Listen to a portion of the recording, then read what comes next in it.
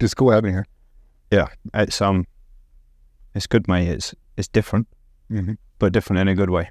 Yeah. And I think the main thing I've had from the last few days is just a calming sense to everything. You know what I mean? That you think a company like this, people like you, being, you know, transitioning out, actually it's not scary. It's not scary to me anymore for a few reasons. I think primarily the people, you know what I mean? You guys have all been so accommodating to me, and not only to me, to, you know, to Laura.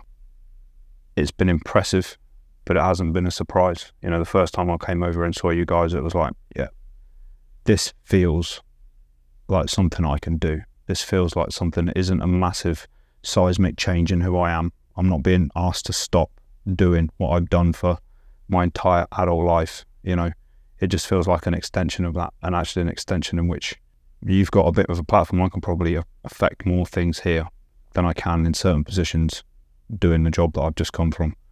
And that's refreshing. And also, it's like anything, isn't it? It's like, I joined the Marines. As soon as I joined the Marines, I wanted to be in Recce Troop. As soon as I was in Recce Troop, I wanted to be somewhere else. I went on selection course, did that. Then it's the next thing. Then it's the next thing. And it's like, it's a constant evolution of like, what looks difficult, what looks different, and what looks, you know, what looks rewarding. There you go. Like, it's very difficult, especially from my background, where I come from, to do the things that I love doing, where I want to do them. So it's almost like, if you want it, anything that's worth having is hard to get right. It's kind of the concept when we started this place, like, yeah, build a place that feels like the best it ever felt. Yeah. So walking in every day, the first thing we're going to do is fitness, drink a protein shake, eat breakfast, knock on a meeting, and then go do something. Yeah. Whether it's range, it's CQB, it's Q&A, like whatever it is. Yeah. It to be organic and be able to shut off. So essentially try to develop an alert model. Yeah. Show up in the morning, knock out everything, do laundry here, do gym here, whatever you need to do, you can do it in one location. Then when you leave, you leave. Go home, come back and regroup. And I think that's why the transition ended up working for us, because it felt so normal. Yeah. The routine, the patterns. My body doesn't know the difference. No, it's organic, isn't it? I take a left instead of going straight. That's my only change in my routine. Yeah. Time I wake up, time I go to bed, it's pretty much the same thing. I think if you get that going, it doesn't feel like much of a transition. It feels like a switch in duty station. Yeah. Right? It's like you're really getting out. Like I'm mirroring the part of my day that I can control the most. Yeah. My morning, before everybody gets a hold of me. And if I do that, you're really just stomaching.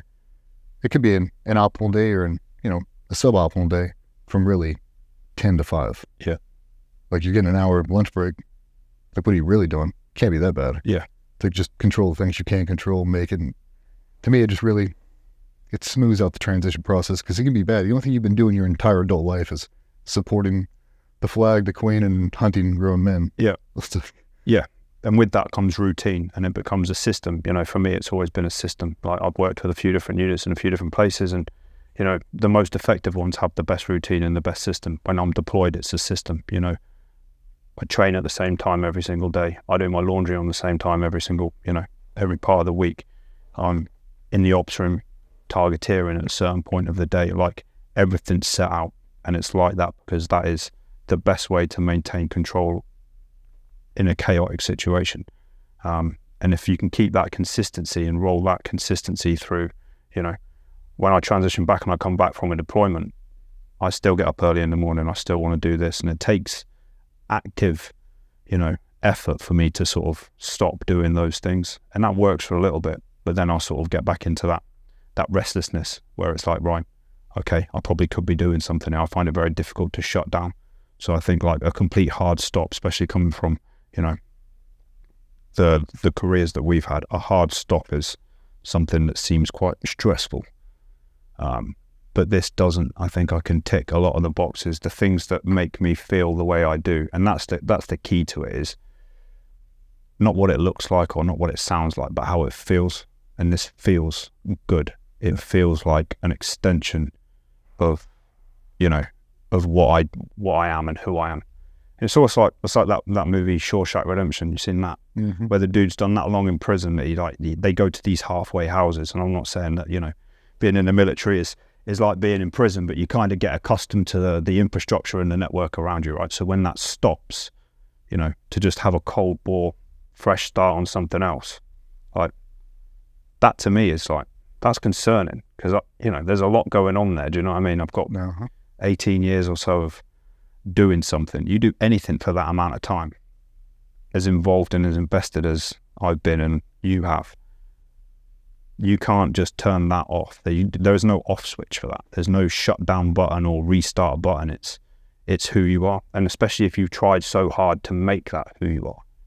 It's not like, you know, you don't just go to work and, you know, you clock in at 5 o'clock, you leave, and, you know, you run a 9-to-5 job. Like, that's not what it's about. And you cannot survive and you cannot thrive in those environments if you have a 9-to-5 mentality. So therefore, by definition, you have to give 100% of everything that you have at all times. And if you don't do that, then you fall by the wayside and you let other people down. And that is, you know, we had this conversation the other day. The biggest fear that I've ever had throughout my military career is being asked to do something that I can't do. It's not any of the you know, the generic bombs and the bullets and the IEDs. Yeah, that is what it is. But actually, the biggest thing that motivated me to perform, or, you know, got me going, fired me up, was I didn't want to let anybody down. I didn't want to let the dudes next to me down. I didn't want to let, whether it was my troop sergeant major or whether it was my sergeant or my corporal, or, you know, at whatever stage of my military career it was, is you always want to be looked at. You know, we've always got that fear of being judged by our peers, right? And that's real. Like, I never wanted to be looked at or thought of as like questionable at something, or unreliable at this, or, you know, can't jump, can't shoot, can't do CQB. Like, and that is one of those things that never really went away. It, like, you know, from day one to the last day, never really went away. And I look at it now, I've harnessed it. When I was younger, that used to be consuming a lot of pressure, self-induced pressure, a lot of stress, always trying to perform, worrying, you know, anxiety, all these things that, you know, people don't necessarily associate with operators. I see it all the time, and I see it in myself, and I see it in young guys now coming through, first couple of years. I say to them, I say, like, bro, you've worked so hard to get here. You've worked so hard to be part of this. And the first couple of years, you're not enjoying it. Like, what's going on?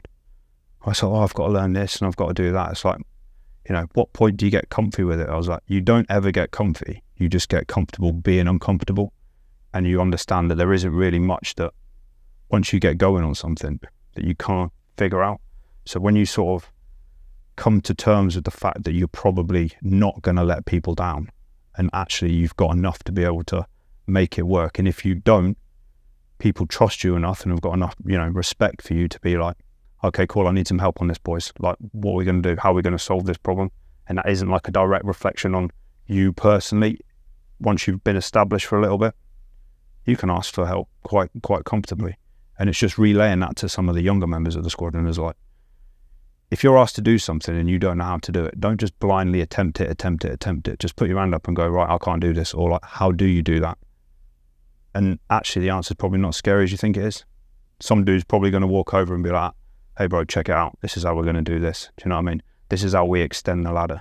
This is why we pack our kit this way. This is why we, you know, we put this part of this is how we load the vehicle. This is why this ammunition goes here. That's why we don't put the fuel there. Whatever it might be, all those little bits and pieces. But I think it's very important that if you don't come to terms with the fact that there's loads of stuff out there that you're not going to know, and you don't start attacking those little problems one by one, and you let that whole thing go on, they can manifest quite. Well, that's stuff we talk about with SWAT team guys or anybody that's on that same progression. Yeah. You know, you went from the Marines, you go to this unit or wherever, yep, that different role, a breach or whatever it is, you're not supposed to know. Yeah. It's OJT, on-job training. Like, there is a dude who's going to mentor you to get you to learn that. And a lot of people don't believe it. They think because, you know, this is general population, this is my interpretation because of the questions I get, they expect that by the time you finish that course, you're a Jedi in everything. Yeah. They don't realize that if you do, you know, 5 to 15, 20 years in an SMU, every single day you are going in, you are learning something. 100%. And you're polishing every single day. And if you're not, you're rusting. Yeah. As soon as you get comfortable, you really start to fall off the wagon.